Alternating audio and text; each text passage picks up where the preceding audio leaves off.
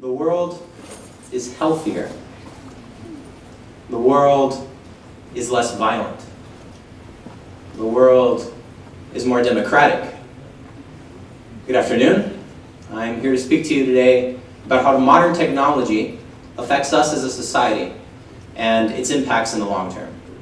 You see images like those that I just showed you every day in the news and other media outlets, and we're all feeling that the world at all times is on a downward spiral. But the three statements that I said that show that the world is actually better are true and can be supported by data. I would like to now show you some data that is compiled by Professor Max Rosser from Oxford University. And Professor Max Rosser has a project where he is attempting to show that while everyone believes that the world is seemingly spiraling downwards, the data does not apply that. My first statement was that the world is healthier. This graph here illustrates the average global life expectancy for the human population over the past 50 years. In 1960, someone born could expect to live 52.5 years. Over the course of just half a century, we've been able, through modern technology and modern medicine, to put that up 20 years. Now the average person born today is expected to live more than 70 years. My second statement was that the world is less violent. This graph here illustrates the total number of deaths due to armed conflict over the past 70 years. Since that spike over on the left, which was World War II, the general trend for deaths due to armed conflict is downwards on recent history. The world is simply more peaceful. My third statement was that the world is more democratic. This graph illustrates the population and, by proportion, the type of political regime that they live under. The two shades of green illustrate democracies. And as you can see, over recent history, there's a larger portion of the planet living under a democratic regime than before. So, I personally could not believe all this data when I encountered it. We're all led to believe by the media that the world is very slowly coming towards its end. But we may very well be living in the greatest period of human history. As part of this event, we were tasked with illustrating how modern technology, specifically communication technology, allows us and our thoughts to cross geographic, cultural, and ideological frontiers. We're more connected than we have ever been before in our history. And I wanted to understand the power that came with that, and the consequences of such interconnectivity. Today, there are 7.3 billion people living on the planet. And almost instantaneously, we can pinpoint and communicate with basically anyone on Earth.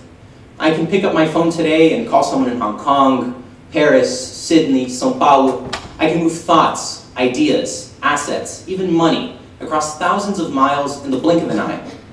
The world is simply in the backyard of anyone with an internet connection, and the advantages that come from such connectivity are truly astounding. An individual or a business can take advantage of such a global information network in order to increase productivity. I can give you guys a personal story. I work in the furniture industry, and the level of global interaction that I deal with on a daily basis allows me to truly see how interconnected the world is. A company I work for sells Italian furniture, and I have on my computer a piece of software that allows me to hook up and see live updates on how the process of production of my client's pieces are. I can see live whether it's being produced, if it's been packaged, and if it's already on a container crossing the Atlantic. Additionally, I can get on a collaboration software such as Skype, and I can meet with the manufacturer on another continent and share information, share ideas, no distractions, no miscommunications, just productivity. But technology is so much more than that. Our lives are not just professional lives. We have cultures, we have ideologies, we have perspectives. And through tools such as Facebook, Twitter, even basically any other platform that allows us to communicate in an open manner, lets us share cultural perspectives. I can see what Derek thought of the basketball game last night. I can see what she went to do in Italy last month. And I can't just do that locally. I have access to information to that across the entire planet.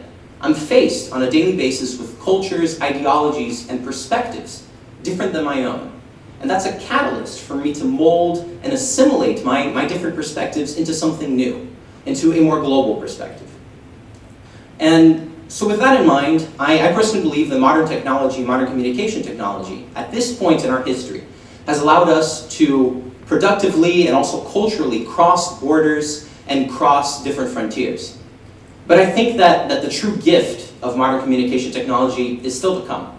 We're living in basically what might be the birth of this technology. There are companies like Google nowadays, that Google is able to, with pretty reasonable accuracy, predict epidemics before they occur, simply based on Google searches of individual symptoms. So if someone starts Googling, oh, I have a sneeze, they might actually be able to predict locally a flu epidemic.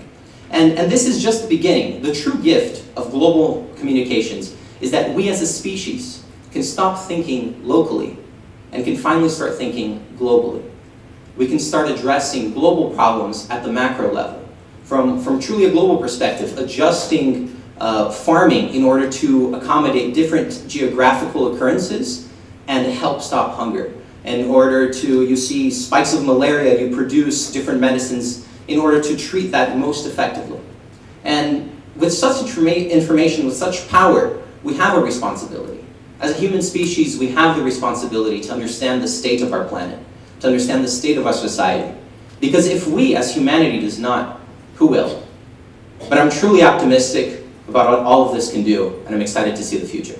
Thank you.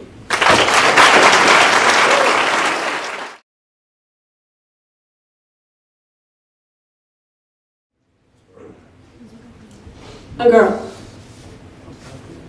Not just any girl, though. The girl in the developing world. All 600 million of them. Everyone has rights, according to the United Nations Declaration of Human Rights, regardless of their gender, of the fact that they're girls. And one of those rights is the right to an education. What we all have, they can't get. And that kills me inside to think that I might not be able to have what I have today, be able to go to college, just because I'm a girl. A lot of people crossed off as, well, those countries, it's cultural. That's just how girls are. That's just how things are. But it's not. It's a violation of their rights. In countries like Afghanistan, women can't go to school because it's not safe. The literacy rate for men is 51%, while women is only 21%, according to the Afghan Institute of Learning. In 2011, they reported 185 attacks on girls' schools. 185 times people tried to physically prevent people from getting an education. This is Malala. She is a figurehead and an activist for women getting an education. She's from Pakistan. She was shot going to school. Trying to get what we have to be here, someone shot her. That's wrong. And she deserves an education if she thinks it's worth dying for. But if you give a girl an education, you can do so much more than just change her life. You can change the lives of the people around them and the entire country. I'm going to explain this graph real quick. Every bubble is a country. And on the bottom, we have how educated the women in these countries are. And on the top axis, we have how many children they have. And we normally find that when women are more educated, there are less children, lower population growth, and children are expensive to take care of. So when they have less children, people are normally better off, have more money. And we also find that when women have more education, those children are healthier. When you have a low level of education, less than a year, for women, you can have children that are higher up on the level of malnutrition, which I have on the side here, how nourished they are. And that's not just the children, but it's the entire country. That on the side here, I have how sanitized the country is, so how healthy are people. And when women have more education, you just see that the entire country is healthier. The Knight Foundation calls this the girl effect. And they've done research to find that if you give a girl an education, and she takes that education, gets a job, earns income, she'll give 85% of her income back to the family, to take care of the children, to give them an education, send them to school, feed them properly. But if you give a boy that same education, they only give back 35%. So if you teach a girl, the entire family, people are just healthier. This is Anita. And she wanted to go to college very, very badly. She had to go on a hunger strike to let her parents get an education. And she became the first one in her entire family to get a college education. Anita started her own business, and now Anita pays for her family's retirement, for her family's health care, for everything. And we can make more people just like that. So right now, I want you to take out your smartphones and download this app called Charity Miles. It's absolutely free, and every time you go for a walk, and I know you all walk a lot, we have a big campus, it takes a lot of time, you click on She's the First, and they'll donate 10 cents for every mile you walk or run, and for every mile that you bike. For free, you can help a girl get an education. You can help a girl solve all those problems that we saw earlier for just walking that you're already doing. When I was little, I would always tell my dad that I wanted to change the world, that I wanted to help people. And he told me this proverb, that if you give a man a fish, he'll eat for a day. But if you teach a man to fish, he'll eat for the rest of his life. So today, all I'm asking is that you help me teach a girl. Thank you.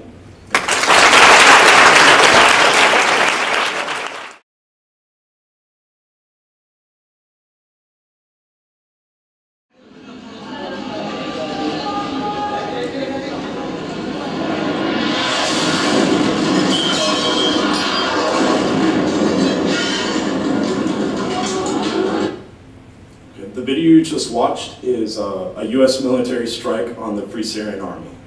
It was uploaded onto International Business Times in 2013, and several hours later, it found its way onto Facebook, where I saw it and proceeded to share it for thousands of people to see.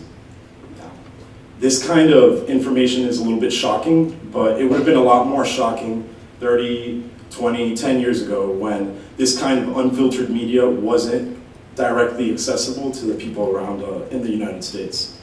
But as technology has increased and it's spiked up, it's become much easier to access this kind of raw personal media. And new apps and social media that come out every day have been competing to give us more direct and easier access to this information because it's their business to do so. So what's the problem with all this information? There's too much easy access to it and it's too much easy sharing that it enables the more narcissistic in us to share useless information. Now, this is giving our generation, the millennial generation, a bad reputation because people are referring to us as lazy, narcissistic, the selfie generation, the me generation, because they believe that this reliance on technology and constant sharing has made us lazy and self-involved. But that's an unfair generalization, because if this kind of technology was available to our parents, to our grandparents, ask yourself, do you think that they wouldn't be posting pictures of them at Woodstock? You really think it wouldn't be a trending hashtag? The issue of a hashtag doesn't just fall on us, we were grown with it. So it's unfair to say that we rely on it. Rather, we've learned to master this cloud of information. Now, with mastering this cloud of information lies the danger. We get comfortable. We can't really sift through all the information, so we digest what's easier.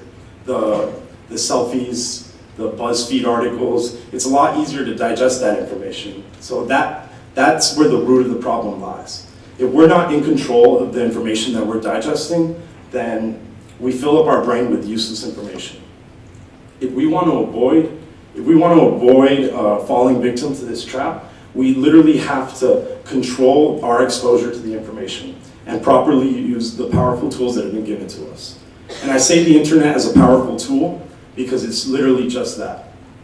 As you're walking down the hall, when you're sitting in class and you turn on your phone, you're instantly accessing a global village. And people in the United States alone, they're making it easier for you to reach that sort of information. You can log on and find any government report from any government agency just by going online. The United Nations offers live streaming and on-demand visuals of all of their conferences and all of their information. And they give it to you through nearly every form of social media. You can literally log on to any form of social media and access all this information. And it's not restricted to just the United States. In the past few years, we've seen this technological spike and social media growth in conflict-stricken countries like the Middle East has seen an exponential growth in social media use. So why is this important to you? Why do you care about social media use in the Middle East? Well, since 2011, nearly a third of the population has increased participation in social media, and that means a third of their population is now in instant communication with us. And that's important because people seeking to use these powerful tools are putting this information out there for us to see. These pictures were taken from the Free Tunisia website. Bakin al-Blagouj, who ran the Free Tunisian website, says that many people refer to the revolutions that they saw there as the Jasmine Revolt, as the Tunisian Revolution, but the most popular name for the revolution in Tunisia was the Facebook Revolution. And that's because of the role that social media played. Constantly uploading pictures of the aftermath of the fights, death tolls. It was not only giving that information out to the United States and other countries that are able and willing to help, but informing citizens about what's happening to better organize them as a collective body. It's not only limited to war-related issues. Revolutions across Egypt, Saudi Arabia, Tunisia, Syria, they've all been organizing themselves and updating oppressive videos of their rights. Saudi Arabian woman, Lujain al-Hathlou, runs a blog called Saudi Women, where she posts pictures, information, constant daily harassment, and infringement on their rights.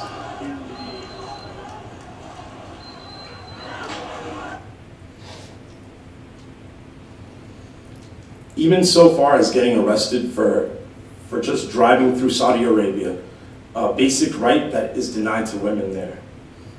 She's not only reaching out to female activists in Saudi Arabia, she's reaching out to women in the United States that have been inspired by these forms of protest and have gone out to speak against general rights of theirs that have been infringed upon, even in our own country. So these normal citizens are risking arrest, they're risking death, and it's impossible to do by yourself, but they're putting this information out there. And if you need more evidence as the role that social media has played in protests and revolutions, before 2011, the hashtag of the year, I can't even believe I'm saying the words hashtag of the year, were never news related. It was Justin Bieber, was 2010. But starting in 2011, around the time of Arab Spring, where all these revolutions were springing up in the Middle East, top hashtags every single year were news related. Hashtag Egypt, hashtag January 25th, when the Egyptian Revolution began, hashtag Ferguson. All of these hashtags have come out and have consistently been the most popular form of Twitter and Instagram social media. And it's because we have now the ability with these hashtags to report using our own eyes, the ability to globalize the events happening around us, and that in essence makes each and every one of us independent journalists. And as independent journalists, it's our responsibility to control the information that we're putting out there and learn how to actually report what's going on around us. And this has seen an emergence in our society of a new term called cyber activism. So what can we do as cyber activists? We can rally support for causes. We can expose corruption in oppressive regimes. We can offer our personal insight on the events that are going on around us daily. And the only way that this works is if we're using the powerful internet and technological tools that we've been given to actually properly report these kinds of things. It's the most effective tool to bring about change because it's direct, it's high speed, it's in your face, and it's constant, and it's nearly impossible to control. So imagine a world where the internet isn't regulated by you. You are sitting there scrolling through endless streams of information, digesting only the simple. Your apathy and your ethnocentrism leads you to not regulate your own information control. That's the world that you would fall into this stereotype of the lazy generation, the self-involved generation. Or imagine a world where the information network that you have around you, you're constantly keeping yourself informed. You're keeping the network of people around you informed. That's the kind of world I want to see. So what can you really do about this? You don't have to delete your Facebook. You don't have to stop posting pictures of yourself on Instagram. It's not that serious. What you can do is make smarter decisions about the people that you follow. Don't follow people that cloud your stream of information with useless content. Avoid clickbait sites like BuzzFeed that try to grab your attention with snazzy titles and it's just trying to fill up ad revenue. Avoid those types of people on websites and spend more time on websites that are conducive to communicating with people around you. Grow your network and learn how to control it so that it's constantly informed and the people around you are constantly informed. And make sure that you always share. Share the information going on around you because just because you might not be able to do something about you doesn't mean that somebody else in your network can't. And just the fact that you know what's going on around you means that you're not exposed to filtered media and forms of media that are regulated and aren't personal. So make sure that you share the information going on around you constantly. So you're provided with this raw media, and it's up to you whether you want to contextualize it or ignore it. And you can ignore it. It doesn't make you any worse of a person, but you're just falling victim to this trap. You are meaningfully connected to people that you can't see, and to lands that you've never been to, might never go to. But they're very, very real.